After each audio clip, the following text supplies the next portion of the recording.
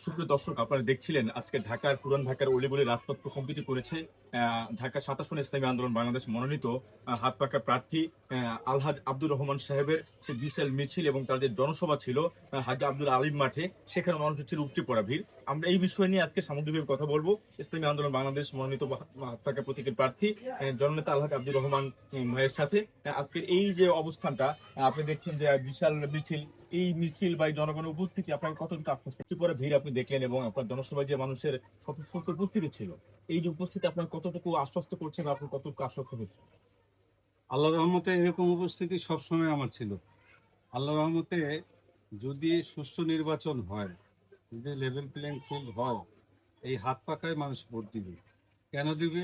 এই জন্য আমি বলছি, মানুষ দুর্নীতি দুঃশাসন চায় না, এই জন্য মানুষ পরিবর্তন চায়। এই পরিবর্তনের লক্ষ্যে আমাদের হাত পাকায় ভোট দিবে। আর যত সামাজিক কর্মকাণ্ড, যত ভালো মন্দের মধ্যে এই 14-15 বছরে আমি এই ঢাকা 7 মাঠের মানুষের সাথে ছিলাম। এই জন্য আমাকে সবাই ভালোবাসে। আমি 3টা নির্বাচন করছি, আমার একটা পরিচয় আছে, এই জন্য সবাই আমাকে ভালোবাসে। যত সামাজিক কাণ্ড, বিয়ে শাদী, এই যত উৎসব যা আছে সব জায়গায় আমি অংশগ্রহণ করেছি। এখানে আগুন লাগছে আমি দৌড়ে গেছি, এখানে এই সমস্যা হিসেবে দৌড়ে গেছি। এই জন্য মানুষ আমাকে ভালোবাসে। আর মানুষ কোনো দুর্নীতিবাজ, কোনো চাঁদাবাজ, কোনো দখলবাজকে এখন আর ভোট দেবে না। আপনি যে আসলে রাজনীতি এসেছেন বা প্রতিদ্বন্দ্বিতা করছেন নির্বাচনে, এর পিছনে মূল উদ্দেশ্যটা কি? আসলে ক্ষমতাই কি মূল উদ্দেশ্য, নাকি এর পিছনে আপনার এলাকাবাসীর প্রতি কোনো দায়বদ্ধতা কাজ করে? এটা আমাদের মূল উদ্দেশ্য, আসলে ইসলামকে ক্ষমতায় নেব। আমরা চাই ইসলাম ক্ষমতায় যাক। এবং এই সমস্ত এলাকার মানুষ, এই এলাকায় মানুষের অনেক সমস্যা, গ্যাসের সমস্যা, ফুয়েলের সমস্যা, অনেক সমস্যা আছে। এইটার দায়বদ্ধতা আমি যদি আল্লাহ আমাকে মনোনীত করে, তাহলে আমার কাছে আমার তো দায়বদ্ধতা থাকতেই হবে। অবশ্যই একটা জবাবদিহিত থাকতে হবে। আমি এই জবাবদিহিতার আলোকে এই কাজ করবো সবার সাথে। এবং এলাকার যত মুরব্বী, বিশেষ করে এই সিটি নির্বাচন করেছি আমি, নগর বিশেষজ্ঞদের বসছি আমি, নগর বিশেষজ্ঞদের নিয়ে এই ঢাকা পরিকল্পনা করে পরিকল্পিতভাবে এই পুরান ঢাকা 7 আসনকে আমি একটি নতুন মডেল উপহার দিতে চাই ইনশাআল্লাহ। আমি একটু প্রশ্ন করতে চাই যে আপনি বললেন ইসলামকে ক্ষমতায় নিতে চান। বাংলাদেশে আরো অনেক ইসলামী দল রয়েছে, তারাও ইসলামকে ক্ষমতায় নিতে চায়। তাদের ইসলাম আর আপনাদের ইসলামের মধ্যে আসলে কোনো পার্থক্য রয়েছে কিনা? অনেক পার্থক্য। আমরা যেটা বলবো সেটাই করবো। ইতিমধ্যে দেখছেন, আমরা অনেক জায়গায় অনেকে বলছে যে সরিয়ান তারা করবে না। আর আমরা সরিয়ান সহ যত ইসলামী যত কর্মকাণ্ড যা আছে, তো জানেন যে ইসলামী আন্দোলন বাংলাদেশ একটি সুন্দর সুগঠিত দল এবং ইসলামের পক্ষে সব কিছুর পক্ষে কথা বলি। এর আগে যত আন্দোলন সংগ্রাম আমরা করেছি, সব ইসলামী আন্দোলন করেছি। মূর্তির ব্যাপারে আমরা আন্দোলন করেছি অনেক, এই ইসলামের পক্ষে আমরা অনেক কাজ করেছি। এই জন্য সব থেকে ইসলামী আন্দোলন বাংলাদেশ আলাদা। এই লালবাজার, মানে লালবাগ চকবাজার, এটা আসলে একটি মানে অন্যতম একটি বাণিজ্যিক এলাকা। যদি আপনি নির্বাচিত হন, এই বাণিজ্যিক এলাকা নিয়ে আপনার কোনো পরিকল্পনা বা কোনো প্রতিশ্রুতি থাকবে কিনা? অবশ্যই আছে, আমি সবাইকে প্রতিশ্রুতি দিতেছি, যদি এলাকা আমি মনোনীত হই, এটি ব্যবসায়ী এলাকা। প্রত্যেকটা মার্কেটে এই সমিতির কমিটি আছে এবং লোকজন আছে, যারা আছে তাদের নিয়ে আমি বসবো প্রত্যেকটা মার্কেটে।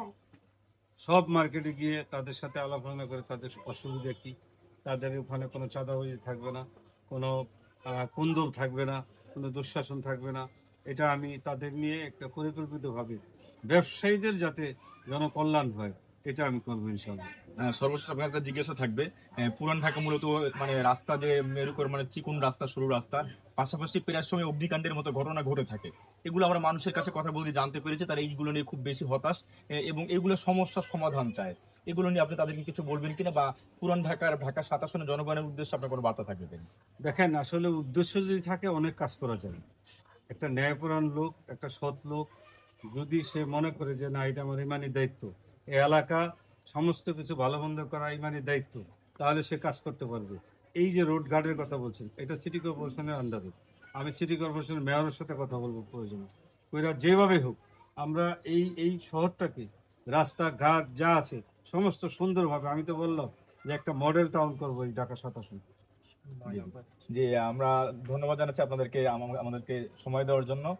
এবং আমরা সর্বশেষ আপনাকে যাতে আপনি জনগণের উদ্দেশ্যে সর্বশেষ কিছু বলতে চান কিনা, আপনার যে ভোটার যারা রয়েছেন তাদের উদ্দেশ্যে। জনগণের উদ্দেশ্যে আমি বলতে চাই, প্রিয় এলাকাবাসী, আপনারা আমি আব্দুর রহমানকে হাত পাকায় ভোট দিবেন। আমি আপনাদের খেদমত করব খাদেম হয়ে। আমি এমপি হতে চাই না। আপনাদের এই এলাকায় অনেক কিছু আছে যেটা মানুষ কথা বলে না। বিগত দিনে যারা এমপি ছিল আপনাদের কোনো খোঁজ খবর নেয় নাই, কিন্তু আমি এলাকায় বসবাস করি, এই লালবাগে, আপনাদের এই এই পুরান টাউনে আমি আপনাদের খোঁজ খবর নিয়েছি ইনশাল্লাহ।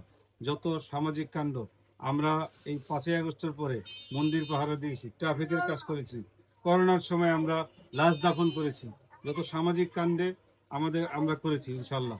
কারণ আমাদের কাছে সংখ্যালঘু বলেন, যত দল বলেন, যত ধর্মের লোক বলেন, আমাদের কাছে নিরাপদ।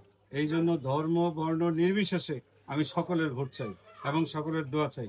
এই এলাকা আপনারা যদি ভোট দেন আমাকে ইনশাল্লাহ মনোনীত করেন, ট্যাক্স, হোল্ডিং ট্যাক্স বাড়িওয়ালাদের বলবো যে হোল্ডিং ট্যাক্স আমি সিটি কর্পোরেশন বলে আমি কমে দেব।